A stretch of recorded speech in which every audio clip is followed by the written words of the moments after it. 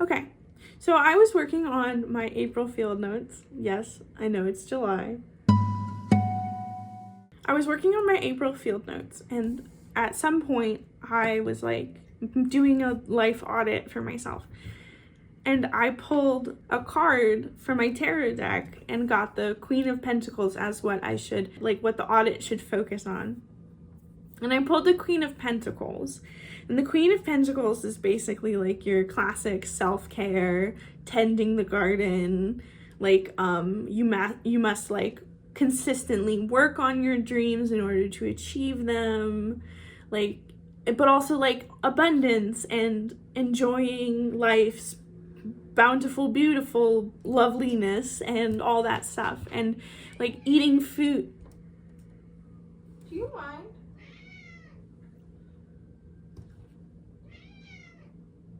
Ma'am. Right now? Ma'am. And that really was reminding me of two experiences that I had. One was about the philosopher Baruch Spinoza. There's a specific folklore around him, and Einstein specifically, about how Spinoza said something of God is hold on. So basically, there's this folklore that Einstein said once asked in a lecture by a student, "You're a science man, tell me, do you believe in God?" And Einstein said, "I believe in the God of Spinoza," supposedly. And Spinoza is this Dutch philosopher from, I think, the 1682, maybe, I don't know. I maybe made that up. But he had this conception of God as this infinite substance that is everything. And this substance has multiple attributes. As understood by Spinoza, God is one infinite substance who possesses an infinite number of attributes, each expressing an eternal aspect of their nature. He believes this is so due to the definition of God being equivalent to that of a substance, or that which causes itself. By that which causes itself, Spinoza means that God is the only being who does not derive from an external cause for his/her existence or an outside concept of their conceivability. That's a lot of words. So basically what Spinoza is saying is that God is the universe. God equals everything. And everything is God. I forget where I was going with this, but I'm pretty sure it had something to do with this specific quote. Let me look it up. Einstein's God of Spinoza. So according to this folklore about Einstein, Spinoza would say, "Stop praying. I want you to go out into the world and enjoy your life. I want you to sing, have fun, and enjoy everything I've made for you. Stop going into those dark, cold temples that you built for yourself and saying they are my house. My house is in the mountains, in the woods, rivers, lakes, beaches. That's where I live, and there I express my love for you." It's seriously, it's literally folklore, but the idea of it is something that I really like. And that brings me into the second experience that this Queen of Pentacles reading really reminded me of, which is, it happened in October last year, 2024. I was reading Magic of the Ordinary by Rabbi Gershon Winkler, and I read this specific sentence, this section, this very specific, yes. This page right here. So I was sitting on the couch. I had my headphones on, and my headphones at one point previously had been playing music, but my computer had gone dark and my music had paused. So I was reading this book in silence for about 20 minutes when I read to this point, and I read a midrash that Rabbi Gershon Winkler has included in this book to kind of explain how life is supposed to be enjoyed. That from this Jewish perspective, the point of life is not to just live it, but to enjoy living it, to have fun, to taste beautiful, good food, and like see beautiful things and appreciate them. And to prove this point of his, he includes this Jewish midrash, and I will read it. Once Rabbi Pinchos of Koretz, 18th century, heard that one of his disciples was engaged in excessive fasting and meditation deep in the Carpathian Mountains. Concerned, the rabbi saddled his horse and rode up into the hills to visit him. He eventually found him huddled deep inside a narrow cave, trembling and emaciated. "Yankel," the rabbi called, "why are you doing this to yourself?" The disciple replied in a weak, hoarse voice, "Master, you yourself told us of how your teacher, Rabbi Yisrael Baal Shem, would go often into the mountains to meditate, and that he would fast for many days." Rabbi Pinchos pondered the response, and then, drawing a deep breath, said, "True, Yankel, but there is an important difference. When my master would go into the mountains to meditate, he would always bring food along, except he would forget to eat, because he was experiencing spiritual bliss. But you take no food with you at all when you come up here, and all you're experiencing is physical pain." As I read that last sentence, sitting across the room, my computer just lit up and my music started playing again. It scared the crap out of me. It was loud too, because I listened to it's noise canceling headphones and I listened to it pretty loudly, so I'm destroying my hearing basically.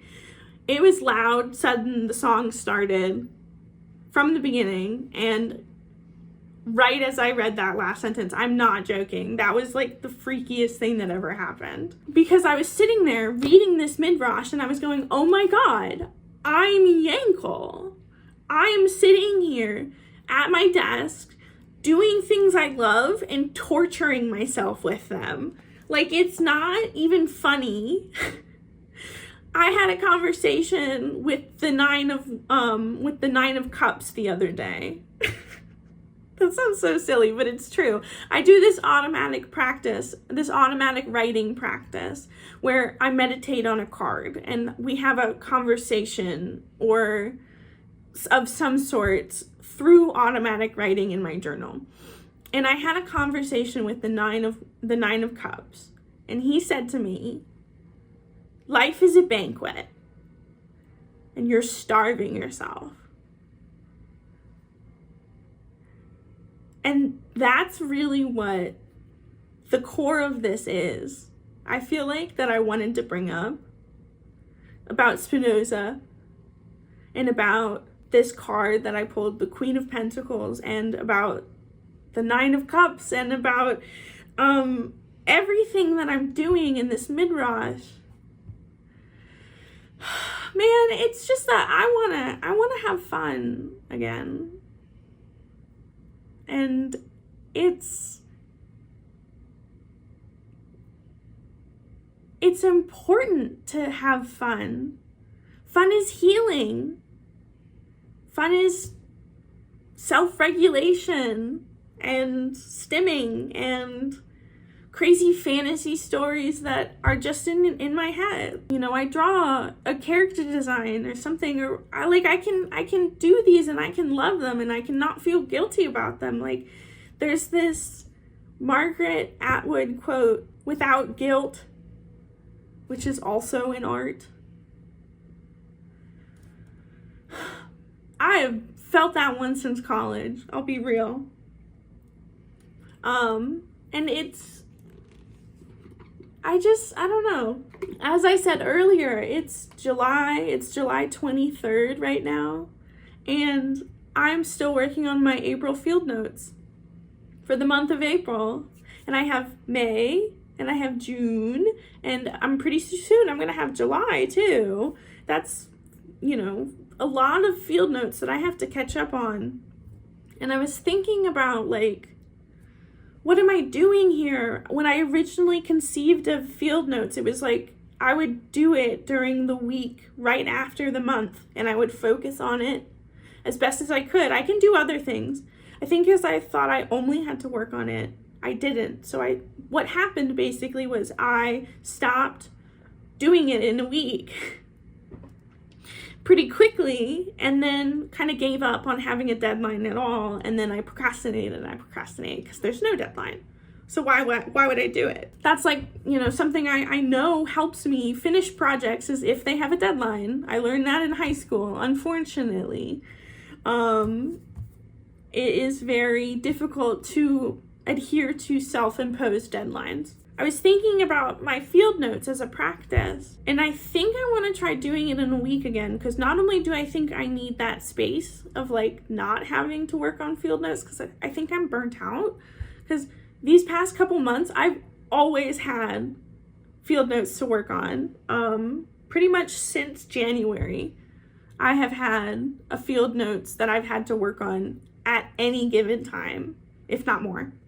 So I think I'm burnt out. I need to crush this fucking backlog so I can start doing it more consistently. Because now I know that this doesn't work, and I do need to push on it for have it happening in a week. But the other thing I think that's really important is having fun with it. Having fun with my field notes again. It has felt like such a burden these past couple months. These past 6-7 months. 7 months? Oh my god. Fuck. Oh my god, 7 months since January. Holy shit. Anyway, we're not gonna get into that. But having fun with the process of making the field notes again. And I really need to be more flexible with my idea of what a page of field notes looks like. I feel like right now I've really been thinking about like my note, a little bit of text about my note, and some relevant imagery. But I remember in the first field notes I did, there was like artist pictures and stuff. I want to do that again. I need to add more like flexibility into how it looks and how it functions as a PDF so I can actually do it. I hope it's gonna go well. I have faith. And I mean, that's pretty much it. I think I brain dumped enough. Yeah, this is another example of my commonplace vlog idea. I hope you've enjoyed this video. If you did, let me know in the comments below. Maybe give the video a like or subscribe. My name's Reuven Evelyn. I use he, they pronouns. I am Earthworms, rthwrms.com to find out more. You can follow me online at Instagram, Tumblr, Pinterest, Substack, like all of those, pretty much all Earthworms. And I love you. Bye.